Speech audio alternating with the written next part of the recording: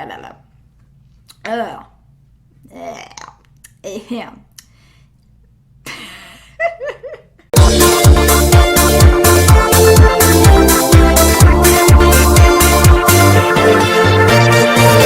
lights, it's your girl North here, and today we'll be talking about Juno. Now, due to the long period of time with no new developments in Animal Jam's lore, many people assume that their story is completely done. But I submit for your consideration that this makes no sense, and I'll be telling you why in this video. Now, I'm just gonna make a quick little side note. I'm sorry if at any point in this video I accidentally refer to Juno as a he. It's kind of like strange for me to refer to someone as a they. Not because I'm anti-genderqueer, but just because I'm a bit forgetful. Like, I don't know if that happens to any of you guys, but whenever I'm talking to like a friend of mine who is like gender non-conformative, I always forget to refer to them as a they, and I feel so bad about it. Like, does that ever happen to any of you guys? Anyways, let's get into it. Now, the main reason why people say that Juno's story is over is because we haven't heard anything about it in the past several months. But if Animal Jam did revisit Juno's story, this wouldn't be the first time that they abandoned an idea for a really long time and then came back to it. After the search for Greeley, Animal Jam literally abandoned their lore for 2 years before returning to the Phantom Fortress idea, which was the cliffhanger in the search for Greeley. A lot of you are probably saying that Juno's story doesn't end on a cliffhanger, but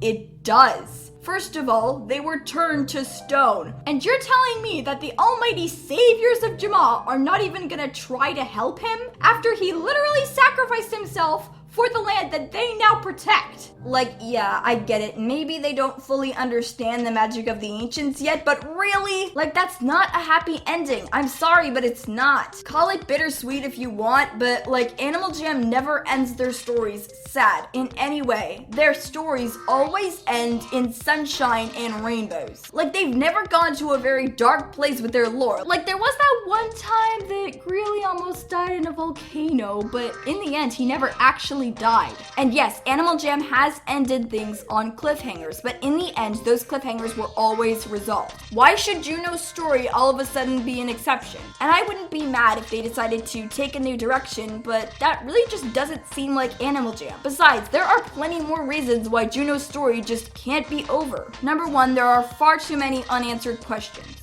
Now let me just explain this to you all. When Animal Jam tries to hint at stuff, they are very obvious about it. After all, even if a lot of young teens and preteens do play the game, it's still a kid's game, and they still have to make things very obvious. For example, what other animal aside from a camel has 2 humps and lives in the desert? Yes, sometimes Animal Jam is a little bit more subtle, but most of the time, if they try to hint at something, they will literally serve it to you on a platter. But for some reason, there are still so many unanswered questions that we don't even have a hint to in Juno's story. For example, who is Star? Who is Fangs? And what are these packs? These questions are never answered. I mean, we do know that Star is Juno's friend, but does it not seem suspicious that they include all these aspects into Juno's story that are really not relevant to the main point? The main point of the story is that Juno had to sacrifice himself using very powerful magic to repel the phantoms and save Jamal. That is the basis of his story. Why do Star, Fangs, and this idea of packs have to be a part of the story? And yes, it's possible that Juno's friendship with Star was just added to make the story a little bit more powerful. But what about Fangs and the idea of packs? We don't get any information on Fangs. There's just 2 words.